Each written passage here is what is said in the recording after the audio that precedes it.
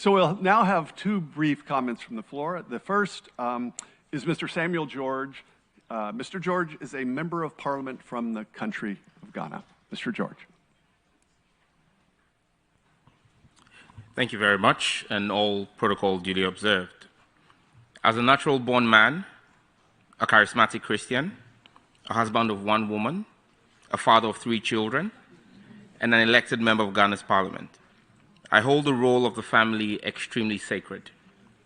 I believe that the right to found a family and determine same is a right that accrues to everyone within the context and spirit of the 1992 Constitution of the Republic of Ghana, the African Charter on Human and People's Rights, the UN Universal Declaration of Human Rights, and several other recognized international treaties like the International Covenant on Civil and Political Rights and the International Covenant on Economic, Social, and Cultural Rights. 75 years after the UDHR, the spirit and letter are more poignant than at any other time in our history.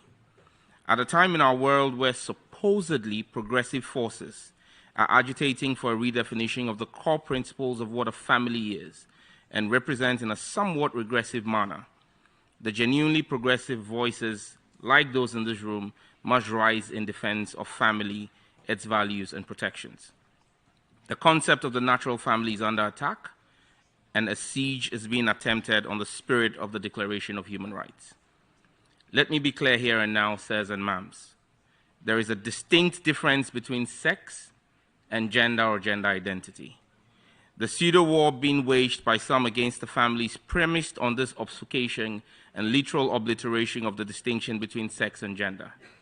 Sex is a biological construct that transcends race, ethnicity, religion, and jurisdictional jurisprudence. Sex is binary. You're either male or female. God determines this at the moment of conception. A fetus carries either the XX or XY chromosome, determining whether it is born female or male. From my beloved Ningo Prampram constituency in Accra, Ghana, to New York, and Rio de Janeiro to Madrid or Delhi to Perth, the interpretation of XY and XX is constant. Gender or gender identity, on the other hand, is a social construct that has evolved on the peculiarities of various societies.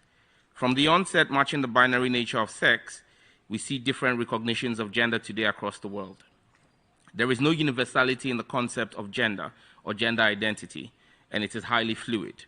And as such, gender or gender identity cannot form the basis for any rights accruing in a covenant, a convention, or international treaty which seeks to be globally acceptable and binding because we have different interpretations. This is the basis for my avowed position that the letter and spirit of the UN Universal Declaration of Human Rights is apt and meets the needs of our global world today. It emphasizes in Article 2 of the rights, the rights and freedoms in the Declaration, and it's clear that there shall be no distinctions made based on sex. Yes, it says sex, not gender or gender identity.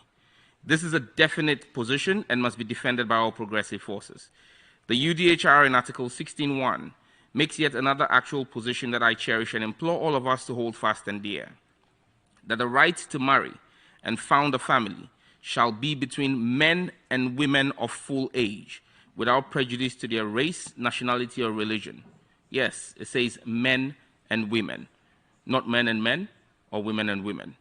Yet again, this is another reinforcement of the principle of sex and not gender. As a proud African, Article 2 of our African Charter on Human and People's Rights also echoes the principles of enjoyment of rights without prejudice to sex and not gender. As Africans, the role of the family is cardinal to our society and its well-being. To reinforce this, Article 18 of the African Charter recognizes the family as society's natural unit and basis. It imposes a responsibility on member states in the African Union to protect the physical health and morals of the family. Yes, it said morals of the family. It declares the family as the custodian of morals and traditional values recognized by the community. The Charter says there is no ambiguity here, that the values of family as a union between a natural-born man and woman must be protected by all of us. Against this backdrop, together with 7 of my colleagues in Ghana's parliament, I'm sponsoring a private member's bill titled The Promotion of Proper Human Sexual Rights and Ghanaian Families Values Bill 2021 in Ghana's parliament. In conclusion, I reference the critical role that a family plays in the development of society through the development, education, and upbringing of children. Article 18, 3 and 4 of the International Covenant on Civil and Political Rights declares respect for the liberties of parents and legal guardians to ensure their children's religious and moral education in conformity with the convictions of the parents and legal guardians. This right is not given to an educational board or a pressure group or a government. It is the sole right and preserve of parents in the family unit. Ladies and gentlemen herein gathered at the UN headquarters in New York, the family must remain respected and recognized as the union between natural-born men and women of full age who have the right and responsibility to determine by their beliefs and in conformity with the generality of their community